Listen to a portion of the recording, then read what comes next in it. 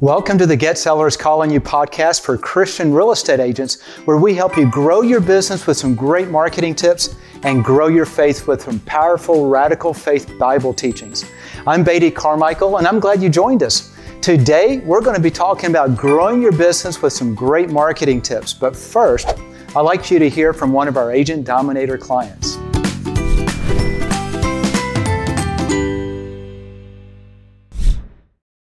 Hi, I'm Karen, and I originally got my real estate license in 1987, and I've been selling for around, what does that make it, 34 years now, and decided that lakefront property is all we want to do.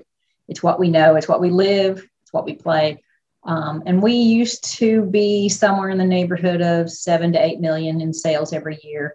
We are now currently around 50 million a year in sales. We have tried to generate sellers using other companies. And yes, we've been trying to find someone who can help us specifically target lakefront property owners, homeowners, and lot owners.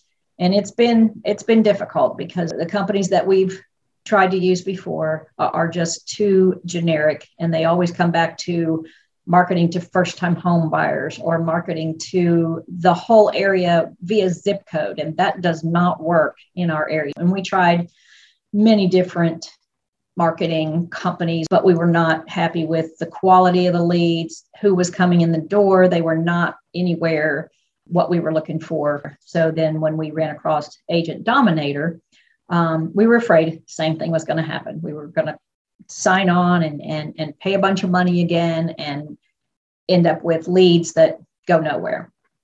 And had total opposite of that almost immediately, which I did not expect at all. I expected to have to wait, and let the process take over and all that.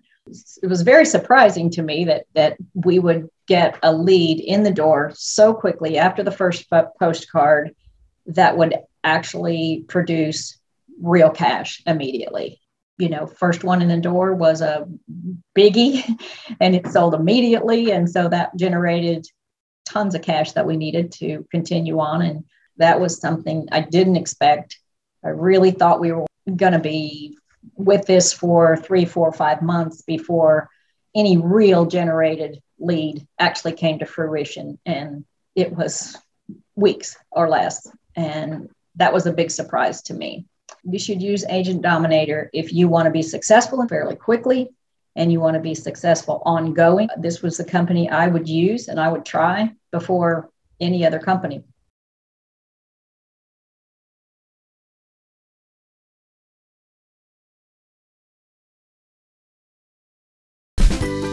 Learn how Agent Dominator services can help you grow your business and get more listings. Visit us at agentdominator.com. And now let's get started on the podcast.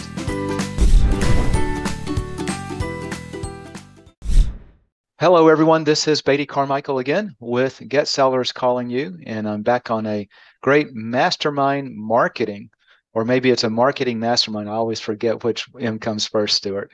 But with Stuart Sutton, and so probably no real introduction needed unless you're brand new on our podcast and you go back and hear the main introduction to Stuart earlier. But Stuart, welcome back, and it's great to be on our marketing mastermind again.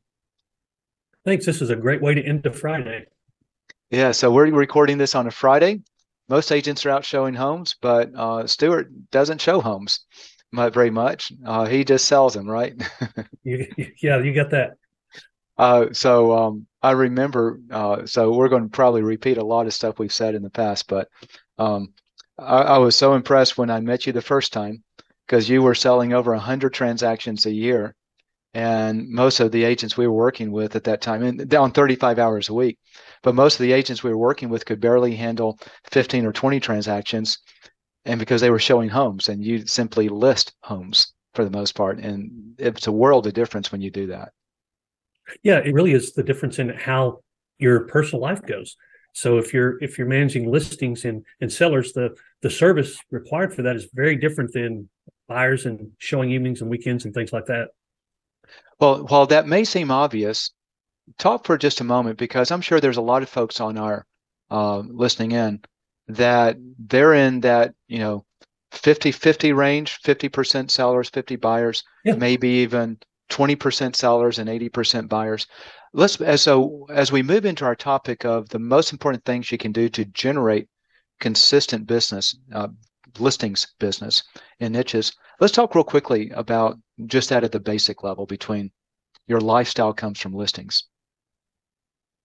Well, when I service sellers who have a listing, there is really no inherent requirement for me to get up and go do things and go places and take personal family time. The buyer, however, has a different set of needs. And I've got agents and have come across many over the years that's just their favorite thing to do. They love to go out with buyers. But if you do that, you've got to set your personal time differently than I do, who just manages sellers. There are some buyers who literally, and I've got an agent who they had no choice. They showed buyers last Saturday because they don't do business the way I do. And when you do that, then that's just going to affect your personal lifestyle. And for me, when my kids were growing up, I didn't want to go do things on Saturday or in the evenings. I was always home for dinner, always at their basketball games and whatever was going on. And I never had a conflict. And when you're managing sellers and building a relationship of trust and service, it's very different than when you're managing buyers. Buyers have to be able to look at homes, and someone has to be able to show them those homes. That is interesting. And as you're talking, I think of hourly wage. And I have to tell this one story because this blew my mind. One of our clients years back was sharing, she kept missing her appointment, and we had to keep rescheduling it. And I said, what's going on? Because I knew agents are busy, and that happens frequently enough. But she was saying, well, I've got this couple, and this weekend I'm showing them their 100th home. 100 homes. And I said, why don't you fire that client? No, I really want to help them. I'm thinking the hourly wage, by the time she makes a commission, how much did she earn per hour? And as you're talking, you don't have to show houses as a listing agent. I'm thinking, I bet your hourly wage goes really high at that point when all you have to do is list it. Yeah, when you do those calculations, you're absolutely right about that. And you can more easily adapt to the market. I'll give you a quick example. When the market crashed in 2008, we all remember that, those of us who were in the business. Yep. In 2009, 10, 11, those were not easy years necessarily. But I didn't change my habits. I didn't work evenings. I didn't work weekends.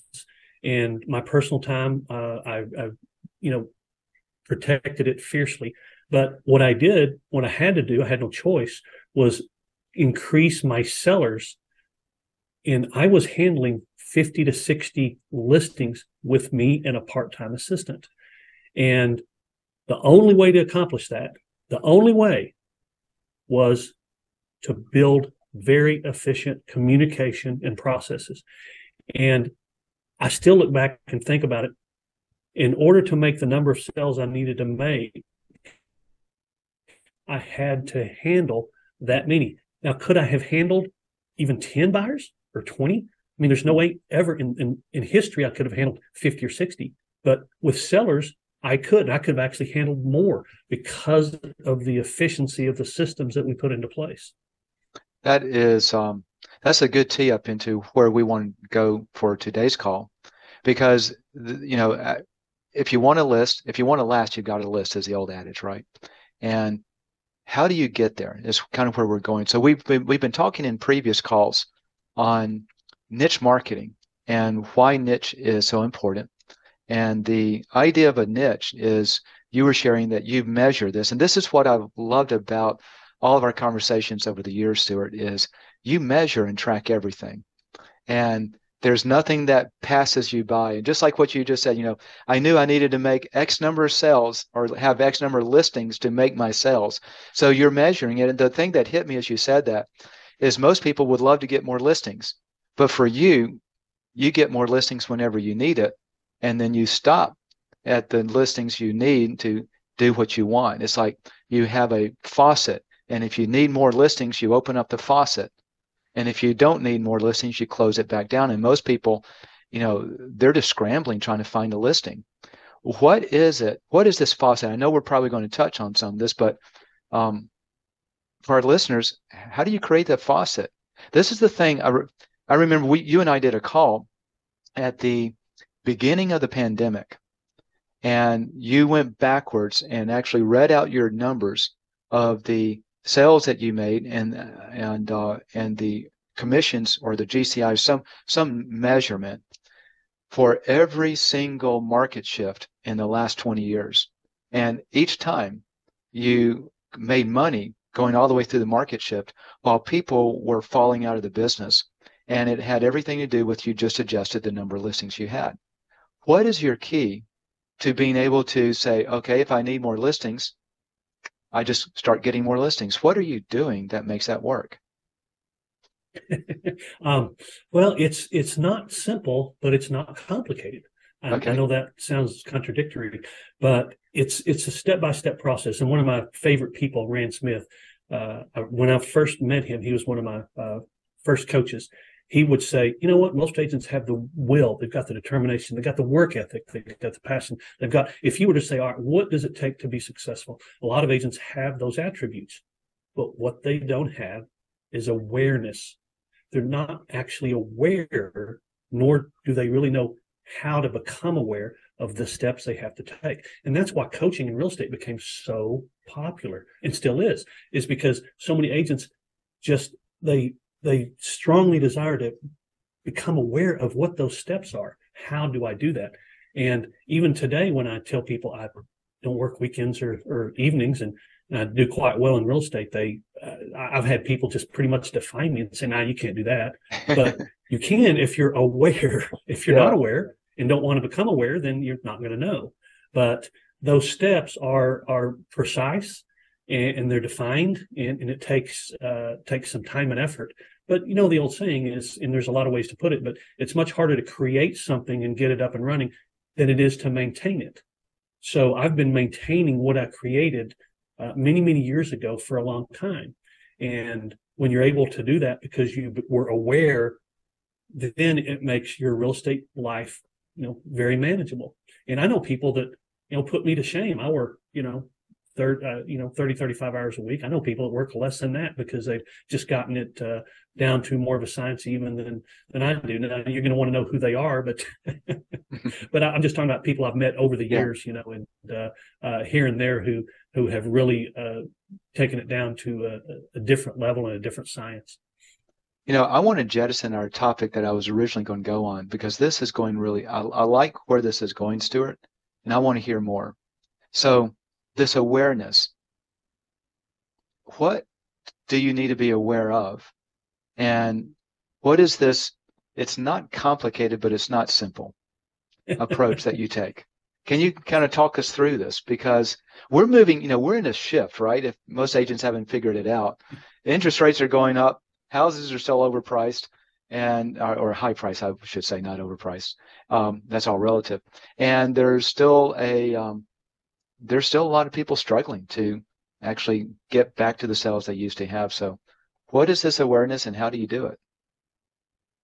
Well, I'm convinced, and have been for a long, long time, Beatty, that agents are not trained in the type of methods and strategies that they should be trained in. And I've heard it, and you and I actually had this conversation, that we've heard those words thrown around, but even agents who are quite capable, and we can't throw a stone in any way, form, or manner because they do very well, don't grasp the true meaning of what we're talking about when we're talking about becoming aware of the power of niche marketing, because niche is used in such loose terms. But the way I would really transfer that definition would be to say, forget the word niche. Okay, it's used too loosely. It's used in too many ways. Let's talk about expertise. Now, when you're a real estate agent, you are on a level playing field with just about every other agent, quite sincerely. Now, there are some agents that have taken themselves to a little higher level on that playing field. They can claim we do a lot of production, we have a really great service process, we've got a great marketing process, and they become recognized because they're doing really good production. But being aware of what expertise does for you can put you above even those people. And we've proven that over and over.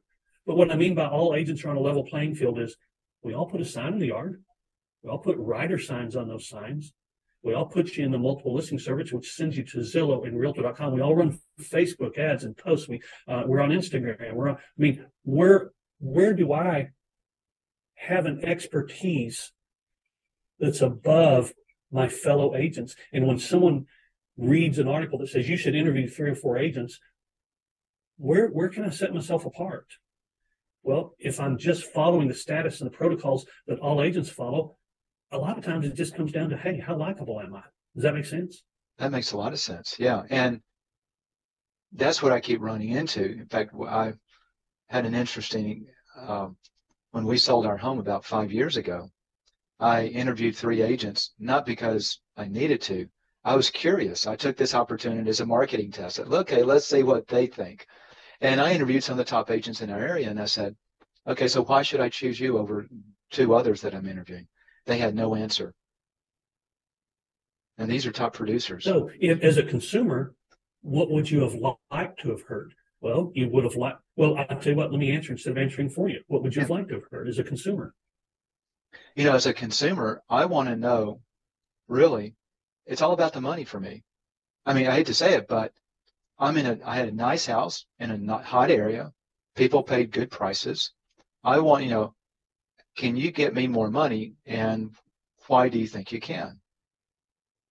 What I'm getting from you is that you didn't hear from any of the 3 any strategy or method that convinced you that, boom, you would make more money by using their service. Is that right? None at all. There was no strategy mentioned. It was, well, I work harder.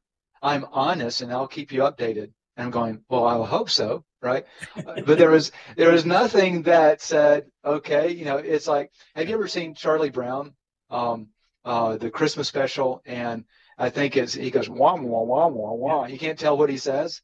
They were all going, wah, wah, wah, wah, wah. They're all sounding alike. And it's like, okay, flip a coin. I'll be just as good with one as the other. Yeah.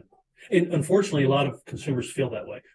So I used to hear trainers say, we all look alike in the magazines. Well, the magazines are gone. But if you look at all our websites, they kind of all look alike. I mean, they do. There's nothing dramatically different. So when I'm talking about becoming aware, what did it for me was becoming aware of how to reach the consumer with a message that compelled them to respond. So the message that realtors and real estate brokers and everyone sends are nearly always the same. There's hardly any difference. I saw a young lady who is quite successful in real estate, and she had a marketing process that was so generic that what it really boiled down to was just how much money was she willing to spend to send out all those generic cards so that people would see her face over and over. And yeah, money will do that. Radio ads, TV ads, billboards, money will do that. But how do you take that same process and dramatically increase your income just by understanding the power of expertise? Well, a consumer who recognizes, wait a minute, this person is different. This person has more expertise than the other people do. And I don't know what kind of car you drive or care, but if you have a particular brand, you can take it to a general mechanic, or you can take it to a mechanic who specializes in that brand. And if you have a brand of vehicle that you're kind of proud of, you might be inclined to take it to an expert. Does that make sense? Makes a lot of sense. As you were sharing that, if I have an average car, average price, average value, I'll take it to anyone. But if I've got a high-end car, it's different. And I'm going to take it to a mechanic that specializes in the high-end car every time. So now let's go down that road. Now you can do this with the median priced home as well, but let's take a specialized type of home, a home that isn't considered in the norm. All right, and we've talked about some of those that are different. Let's say waterfront homes or homes on acreage or something like that. So if I have a home that I consider to be different, yet I have no one to choose from who has any expertise in that, that puts me in the same playing field as if I had a home in a regular subdivision. But if I have a home that I consider that, hey, it's got some nuances. There's some factors involved. I really would like to have someone who's familiar with this. And then I recognize, because of their marketing, hey, this person understands the type of property I own. Just from that little description I gave, Beatty, isn't it very evident that, hey, that I'm at least going to interview that person? Does that make sense? It does. And if I go back to your word aware, you're saying that when that owner is aware that they have something unique, a high-end home, high-end automobile, and therefore you need a high-end person who specializes in that. So you've got to be aware, and the homeowner has to be aware. You got it. Now, from your awareness, here's where it hit for me. Okay, I was doing what everybody else did. I was on a level playing field with everybody else, and that level playing field really had to do with how many cold calls am I willing to make? Well, I was willing to make more than just about anybody in my office or my market, and because I was willing to do more cold calls, I sold more homes. Now, did I enjoy cold calls? I don't think I was thrilled with them ever. Right. I was thrilled with the results at times, but that's not something that I just saw so many agents, Beatty, over the years who went down that road, knocking doors and cold calling and doing all that. How long can you do that? Well, I don't know many agents who do it over a long, long period of time, because it gets arduous. And it's very challenging, and dealing with rejection isn't something we relish. But there are things you can do if you're aware to change the way you do business that you can do for the long haul and enjoy doing them. And that's where the awareness comes in. So moving from an outbound, in other words, I had to call people to do business with me. Now let's switch that over completely. They call me to do business with me. It's a totally different relationship, but I have to be aware of how to get them to pick up the phone and call me, to get on their computer and email me, to get on their phone and text me. I've got to be aware of what compels them to contact me. And quite sincerely, very few people are aware of that. If you want more listings, we guarantee them an agent dominator. Whether you're marketing to a geographic farm, past clients and sphere of influence, a niche market, or even commercial property owners, our fully customized postcards produce up to 10 times more results than standard real estate postcards. And we guarantee your listings or your money back. So visit us at agentdominator.com to learn more. And now, back to the podcast.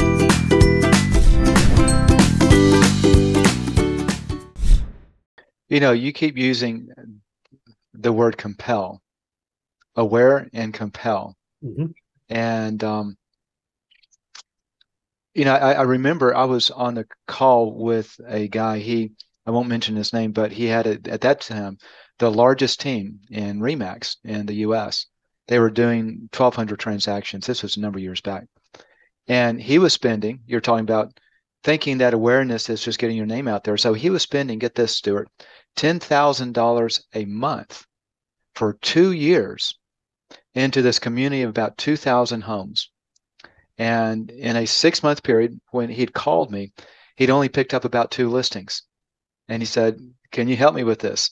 And I said, "Well, what are you doing?" He told me some stuff. I said, "Well, actually, before I said what you're doing, I said, well, the obvious answer is you're not well branded." And that's when I learned that real estate agents consider branding something different than what it really is. You're right. And so he was telling me he spent all this money.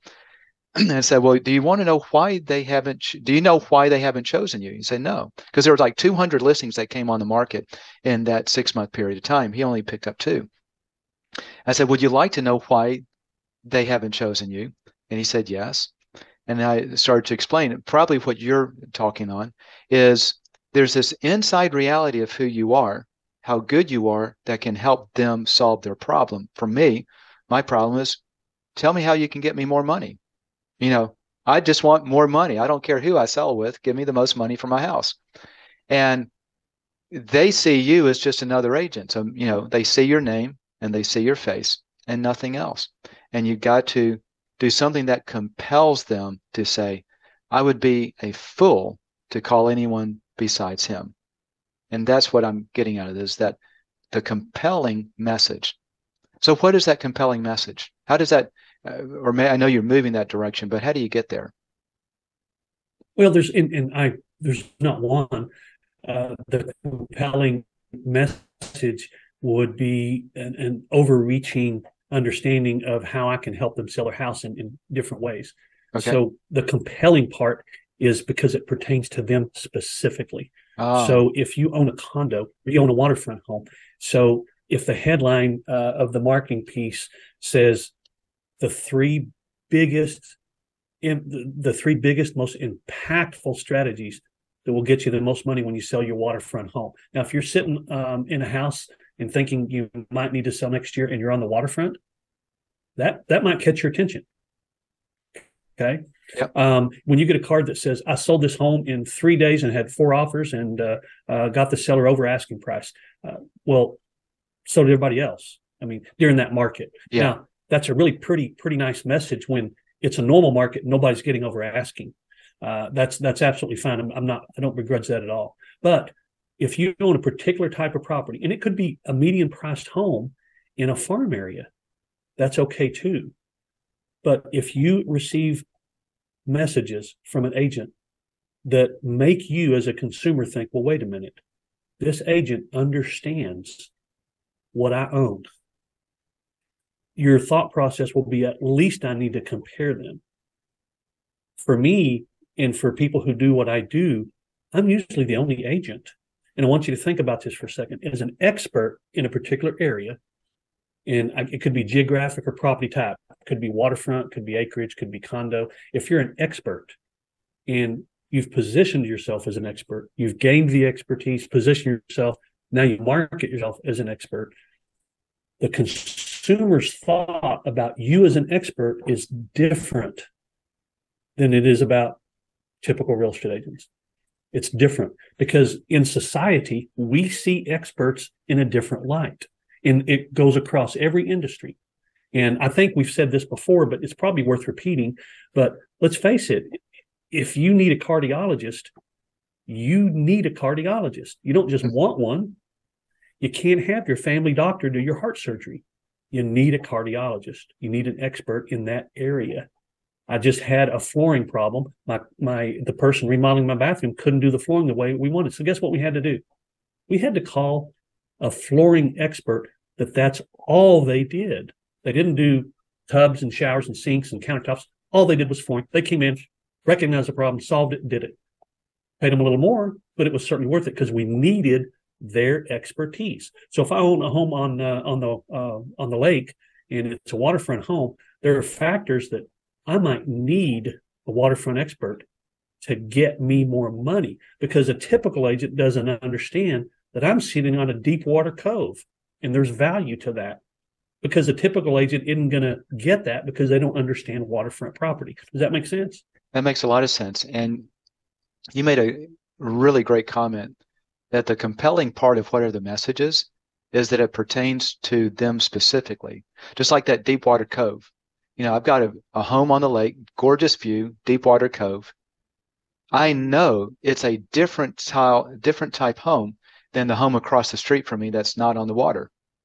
And the agent that sold the home across the street from me is not the agent I'm looking for to sell my unique home. I'm looking for someone that's specific to me. Exactly. Yeah. And expertise resonates with people. It doesn't matter what the industry is. And I'm really not, this isn't facetious at all. It goes across every area, every industry, law, architecture, electricians, plumbers, everything. An expert is perceived by society differently. And so when you understand how to position yourself as an expert, if you understand how to gain the expertise you need, I don't just mean, hey, I know contracts better than anybody else. The expertise that you need to serve owners of certain property types, and they understand that you are that expert, you don't have to chase them. They will come after you. Just like we went after a cardiologist, just like we went after a flooring person. We didn't interview a bunch of them and decide who to hire. We went to the expert and said, would you please help us? And that's the kind of call I get. Would you come help us? Would you consider listing our home? it's a very different relationship than a typical scenario. I'll give you an example. One time when I'd switched companies, and I haven't done that often in my long career, but the broker was real excited, said, we're going to give you some of our top level referrals. And I said, gosh, I don't know that I want to do that. And she goes, oh, it's going to be great. You're going to love it, blah, blah, blah. So anyway, 3 listing appointments. And you got to keep in mind that I considered myself pretty good at listings. 3 listing appointments from referrals from this company, from their national network, which was very, very strong. I got none. So the broker was a little disenchanted with me at that point. Yeah. But suffice to say that I was getting listing after listing after listing after listing from my own leads. And as they begin to recognize that, the broker actually did come to me and say, what do you think happened? I said, well, here's the difference. When I market, we have internet. Oh, hold on one moment. Just want. So say that again, because you had an internet break. When I market, and then you went silent for a moment. When I market as an expert and people respond to me as an expert, they call me because they need what I do. And I'm usually the only one that they talk to. They trust me. They sought me out, and they pay me more, just like I paid the cardiologist more. I sought the cardiologist out. I trusted the cardiologist more. Same thing. So when she gave me referral, they were interviewing 3 agents who were also all referrals. Uh-huh. And there was no perception of expertise among any of the 3. So what they did was list with the agent who gave them the best price and the lowest commission. That's what it boiled down to. Very interesting. I want to take a station break and do an unabashed promotion real quick, because I can just imagine we got some listeners there and going, well, how do I get someone to look at me as the expert? And Stuart has solved that problem. We have copied it for our clients as well. We call it the video infused postcards, because the whole approach is, if you can get that prospect to inquire, at least just scan a code from a postcard, and now they get to watch a video as you start to explain your expertise that we help you write. So we created everything for you with what you do, and say, okay, what makes you an expert? What are the things that differentiate you from most agents? And then we give you the video scripts. We write the postcards. So now whether you're targeting a geo farm or a niche market, then you got an easy path to saying, here's what makes me different. Here's what makes me special. And as people will watch those videos, then they begin to trust you and they call you first. Not only that, but as soon as they scan the code on those postcards, thinking, I'm thinking about selling my home. Let's see what this person is saying about this topic. Instantly, you know who they are. And so you can be the first agent who engages with them before they actually call an agent. And the studies show that 2/3 of all homeowners sell with the first agent that they meet with. So let me emphasize that very strongly. And that is, most agents, and I'm not picking on agents, I am one, so maybe I have the right to, I don't know. But anyway, I'll pick on agents. No, I'm teasing. my wife can pick on me. She has every right to. So I think I have the same right to pick on agents. How's that? That's good. But agents aren't trained in, okay, how do I get this seller to give me their email, their phone number, their name? And that's what online marketers battle with, right? That is the holy grail. You get their information so you can follow up with them. Well, agents, we're not absolutely trained in the techniques that are most likely to get that name and number. So the fact that all they have to do is land on the page is essentially the coolest thing I've ever seen, because and you called it reactive marketing. Most of my marketing until I met you was good marketing. They call me and then I'll go out. But what you provide is I get their information, so now I can be a proactive marketer by contacting them and being that first one. Even if they don't give me their information, I'm going to get it. And I don't know about you, but I just don't know anywhere else you can do that. And that's an unabashed plug as well, but I just don't know anywhere else you can do that. Yeah. I remember we were having a conversation a while back, and you were mentioning that one of your videos that you do in your niche farm had like 1,400 or 2,400 views, and you're obviously the top producer in that farm area. But I was asking, I said, Stuart, how many sales do you think you would have had if you knew all 1,400 people who watched those videos? Because that's a different, because now you can be proactive, right? To go make the sale as opposed to reactive, hoping and waiting for them to call you when they remember to. Yeah. And when you said that, well, I mean, that's a no-brainer. But also, I probably would have gone broke buying butter cookies. Yeah, that's true. But there's probably not 1,400 people. It's probably the same people over and over again keep coming back or something. But that inside joke for people listening is that when someone does come to our site and we follow up, we send them a small gift. And for a long time, I was sending a nice little can of butter cookies, which everybody seems to love. So that's what that joke was about. 1,400 cans of butter cookies adds up pretty fast. Yes, it does. But, out of 1,400, if you got 1 out of 10, that'd be another 140 sales. I bet you could buy quite a few butter cookies for commissions on that. Yeah. All right. So I wanted to pull back for just a little bit. We got this conversation started in terms of controlling your time, controlling your family time.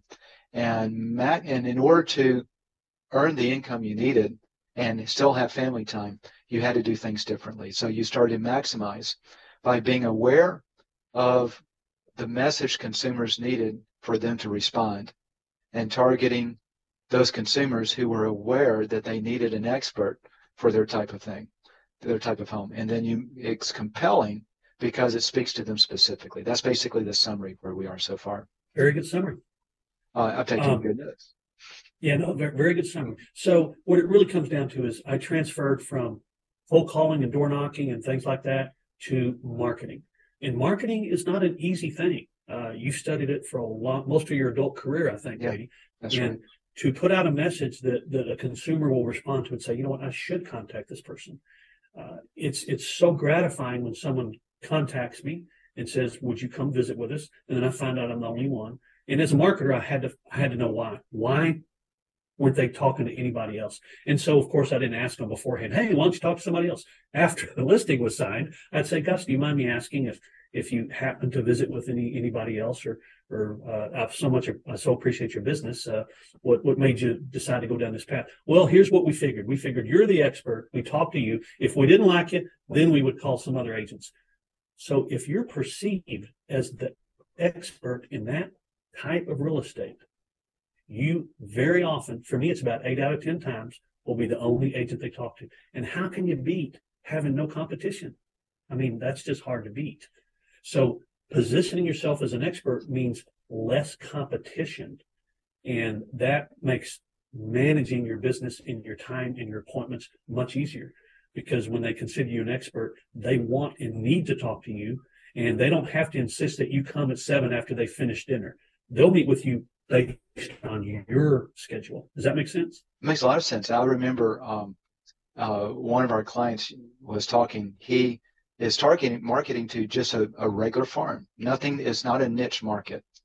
And we started using this approach with them. Okay. So postcards that educate the consumer. How do you get the most money for your home? And then they got a link that they can go to and learn more. And Josh was sharing, I was asking him how it was going. So he'd been marketing that farm for a year with no results. And he called me up and said, hey, can you help on this? I think we can. So we modified the approach to use this expertise approach, right? It's expertise in selling homes, not so much expertise in a specific, unique style of home. It's just an average run-of-the-mill farm. But once we started to do that expertise marketing, in the farm that he had 0 sales the year before, he picked up 8 sales in his first 7 months. And by the 8th month, he was getting 2 come list me now phone calls every week. And what happened is as he would go on these listing appointments, they would say, look, Josh, I've kept all of the postcards. And they were keeping his postcards because they were expertise on how to get the most money for your house. And they actually started to become like little checklists for them of things they needed to do. And whoever is the one that educates you is obviously the one who knows it the most. So they perceived him as the expert. And so we started calling these things for, these are sticky cards because they stick around. And I just, Great point. Yeah, I thought that was a fun message. And we've heard that from a number of agents that they hold on the postcards. And you show up and they say, look, like a card deck. I got all your postcards still. That's right. They've got them. And what's interesting is that when they get one, it kind of triggers that, oh yeah, we've been meaning to call that guy. It's interesting if you time all the calls, the emails, or the text that you get for listing appointments, it's probably a certain amount of time since the last mailing hit the mailbox. Yep. And from that educational perspective, if you educate people, you're actually building a bond, whether you know it or not. Educating and bringing somebody's knowledge level to a higher level creates a bond between you and them. At this time, they only know it, but when they contact you and you get out there, there's some trust there that really wouldn't exist otherwise. Hey, speaking on that bond, so one of the biggest things in building a bond is that they get a chance to meet you. And this is one of the data points that Gary Keller pulled out in his book, The Millionaire Real Estate Agent, that once they've met you, it's a completely different prospect than if they've never met you. And that was a big, met list versus not met. I know you track your results. We looked at some things, and once they've met you, it's about 8 or 10 times higher response rate. My question for you is, as you've been marketing with just postcards in the past, and then you implemented video into a link on that postcard, do you track or do you have even a guess of the increase in results, if any, that just putting the video there made for you? Yes, at least 3 times. Putting the video increased at least 3 times your results. Yeah, that's the minimum, I believe. Now, my stats weren't scientific or anything like that, but basically, when we started doing the videos, we noticed the jump. We noticed the jump because of views, and we noticed the jump because of sheer appointments. Those both happened very, very soon. And our first videos were, let's face it, they're pretty cheesy. Yeah. They weren't great. Were those the PowerPoint videos without your face on it? Just a little PowerPoint? No, I had some worse ones before those. Oh no. Those were, I did those for years because there was a trend in online marketing called the video sales letter. Yeah, I remember. And so I created a bunch of video sales letters, and those did pretty good because you can glean something from somebody's voice to a degree. Yeah. It's very different if I were to read this and tell you should list your house and do this. It's very different than if I sound pretty friendly and pretty knowledgeable. You kind of get a feel for people to a degree. But the education that you're talking about is so important because it does build that bond. Even if they don't see my face, they're learning something. But you're exactly right. When they meet you and they see you and they get a better feel for you, it compounds it so much. It's so powerful. And that is what we're so excited about, what we've seen from your results, just putting video into the postcards, because now they get a chance to meet you. And if your old videos were about 3 times more responsive than just the postcard by itself, gave you 3 times more sales, then now that, the video's improved, you actually, in person, right? Talking to them, they can see you, get a chance to meet you. I can just imagine it's a whole lot more than that. No doubt. And I apologize. I don't have the stat for that, but yes, there's no doubt another jump. It's because what you can do in video is just so much far reaching above what you can do just in print. So let's just talk about the education point real quick. I'm going to name a few things. For example, in my niche, pricing is very different. I can cover some very strong educational points regarding how to price their home, which a lot of them kind of knew innately, but right. when you verbalize it, when I show them on a video, they go, well, gosh, that makes so much sense. Yeah. And then in presentation, how we present their home. There's 3 things, and there's actually more, but we've talked about why presenting 3 is very strong. In presenting the homes, that it's not just generic, you should do this, and every agent says, well, yeah, you should do that. It's different than what they're hearing from other agents. And then the same with promotion. So, and the 4th one is preparation. So if we break down the transaction and educate them with some not heard before information, new information is much more powerful than already understood and known and heard over and over and over. That's why sold cards really have lost their impact. Well, I sold this home in this much time. If you want a market analysis, go to this website. Well, nobody goes to that website. Right. I mean, they can go to Zillow or Realtor.com, or they can go to 100 places online to get their home's value. So the marketing you do in their mailbox has to be compelling, and it's got to be a reason for them to click on that QR code to go to that video, where they then become educated. When they've done it once, they know the next time it's going to be pertinent to them again. Anyway, I'm kind of rambling on that. Does that make sense? Yeah, that does. Hey, in the last few minutes we have probably maybe 10 minutes or so, I think. Action items. So someone's listening, they want to really improve their game. All right. So first step in marketing is your list is the most important part, right? Who are you going to target? How would you guide them to figuring out who they target? So I know it's a broad statement, but getting started, what are the things to be looking at? So let me narrow it down for a moment. 2 areas, just generally and niche. What are some thoughts that you can give in those 2 categories? Okay. So it is very important, the actual database you send to. And I'll just give you something silly and simple, but it works, is that, okay, you've got 1,000 people in your farm, or 5,000 in your niche, or whatever the case is. How often do they move? If you've got an area where people move an average of every 12 years, you have a certain number of opportunities. Well, if there's another property type or area where they move on the average every 8 years, you've got 50% more opportunities.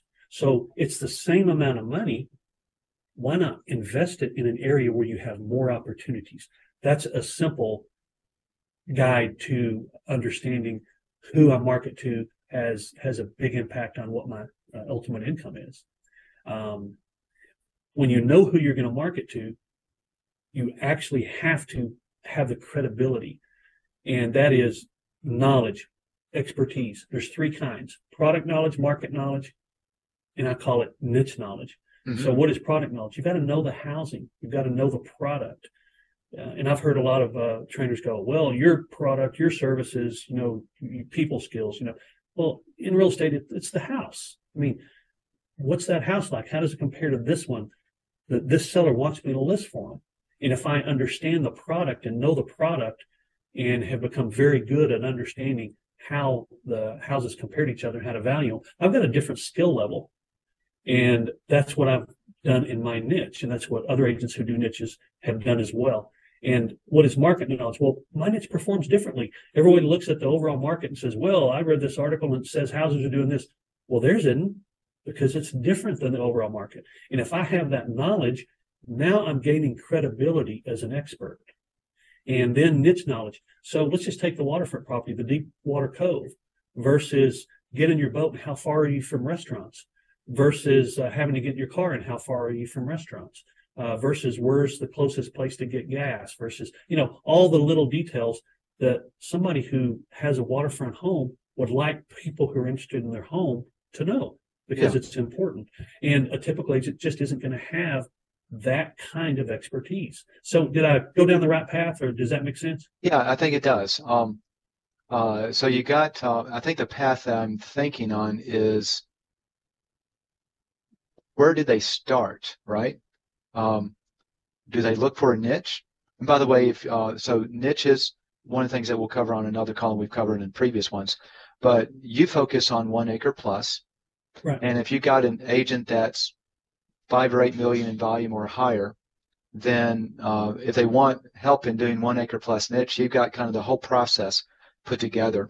And I think they can go to oneacreplusniche.com. Is that the right link? Right. You got it. oneacreplusniche.com. And it just kind of gives you, actually, on that site, we've created a small gift package, and it's not some sales ploy. For listeners of Beatty's podcast, we are going to give you several things that we typically sell. And if you went to another website, you'd see we charge for those. But you get basically 3 very detailed educational videos that answer a lot of the questions we're talking about. You get the book, Niche Market Blueprint, which you can buy on Amazon, but you get it free on that site. And then you get a strategy call with me, which usually is not inexpensive, but you get that little package for free because you are one of Beatty's podcast listeners. And that's the number one, oneacreplusniche.com. Perfect. So if you're looking for ways to create additional revenues streams, 1acreplusniche.com would be good. If you already sell like on a waterfront, so that you're selling on a lake or a river, we've got highly customized content that we do for our clients specifically to that niche, because that niche, as you probably already know, is highly aware that their home is different than the home right across the street in a normal neighborhood. You can look at condos, a specific type, where if I'm in a condo, I know I need a different type agent than the one that just sells in the neighborhoods. Okay. So be aware of, and to use your word, Stuart, be aware of what property types do you have around you that you can start to focus on. And if you don't have anything unique, then if you do want to say, hey, I want to do geographic farming, but I don't know where to begin. And on our website, we put together a step-by-step training that you can get for free. I'm just going to give you the link in just a moment, that will show you how do you pick a profitable geographic farm area. And if you find some areas that work for you, then at that point, you can come back to agentdominator.com if you want, and we can help you start to market it. But that link is our website, getsellerscallingyou.com/selecting. Okay. So getsellerscallingyou.com/selecting. And that's how do you select a geographic farm. And so if you start to focus in those areas, let me ask one last thing. We didn't touch on this, but this is actually a niche, but it's a different type of niche. Your past clients and sphere of influence. Mm-hmm. And so you've got 1 acre plus niche, you work expireds, you do a golf course farm, and you do past clients and sphere of influence. Which of those verticals are most responsive to your marketing? Well, that's really an unfair question, because they all are. Okay. Because we basically position the marketing for each group. Well, they don't all get the same marketing, but that makes sense. Perfect answer. From a pure income perspective and a pure percentage response, it would be past clients and customers, because they know me personally. I've done business with them. Some of them have literally done business with me 10, 12, 14 times. The next would be the niche from a percentage basis, and the farm and the expireds all get a very high response rate simply because of the way that we do the marketing. And I'm going to throw, do you mind if I throw one more website out? I just get a lot of feedback on this and comments on this. I do something called Tuesday Morning Marketing Tips.com. All it is every Tuesday morning, there's a video, and it's 3 to 4 minutes long, that gives you a tip about how to market within your business and how to increase the effect. It doesn't matter what you're doing, you incorporate the little tip that's on that video on Tuesday, and you'll see some positive results. It's no hassle, no obligation. It's free. It's just something I like to do, and most of my customers and friends and agents like getting it. I love that. Tuesday marketing tip. Tuesday morning marketing tips.com. Tuesday morning marketing tips.com. That reminds me, it's a little bit long, but we thought it was better than get the very best marketing tips ever on Tuesday morning every single week.com. So we thought it was better. One of the really amazing marketing tips we've got named Gary Bensavinga, and he puts out Bensavinga Bullets. I don't think he does it anymore, but he was like a multi-millionaire earning corporate marketer and just really good. So I love your Tuesday morning marketing tips.com. So you guys who are still with us, you get the best information at the end. So I'm glad your cup's not full, and be sure to go there. Check out, and where I want to go on the past clients and sphere of influence, this is one of the biggest underserved areas that most agents overlook. I was talking to a really high top producing agent down in Florida a few years back. He's part of a large coaching group, and the coach went around all 18 agents that he coached. They're all like 15 to 20 plus $1 million agents. And he said, where did most of your sales come from? Past client sphere of influence, all the way around, except for this one guy that I was talking to. And he realized, I need to work more on my past clients and sphere of influence. So if you aren't focused on your past clients and sphere of influence yet, focus there quickly, because it is a gold mine waiting to be nurtured. Oh, no doubt. It should be number one. Yes. And just like those 18 agents, everybody should answer. It is number one. Yeah. Yeah. All right. So as we wrap up, just one final plug. Please reach out to us at agentdominator.com if you want and need help in your marketing. If you want to look into waterfront niche or things of that sort, reach out to us. If you want a 1 acre plus niche, which is extremely profitable, and it comes with coaching by Stuart, please reach out to oneacreplusniche.com. And as always, please subscribe, hit the share button if you like this, and share it with someone else. And have a very blessed day. And Stuart, thank you so much for your time on this as well. If you've enjoyed this podcast, please do 2 things. Number 1, please share this on social media so other people can enjoy it. And number 2, if you haven't already subscribed to our channel, please subscribe to either our YouTube channel or our podcast audio channel that you'll find on any audio player with your mobile phone. And then that way you won't miss another episode. Also, if you want help generating listings, please visit our website at agentdominator.com, where we guarantee them or give your money back. Thanks again for listening to the Get Sellers Calling You podcast, and have a very blessed day.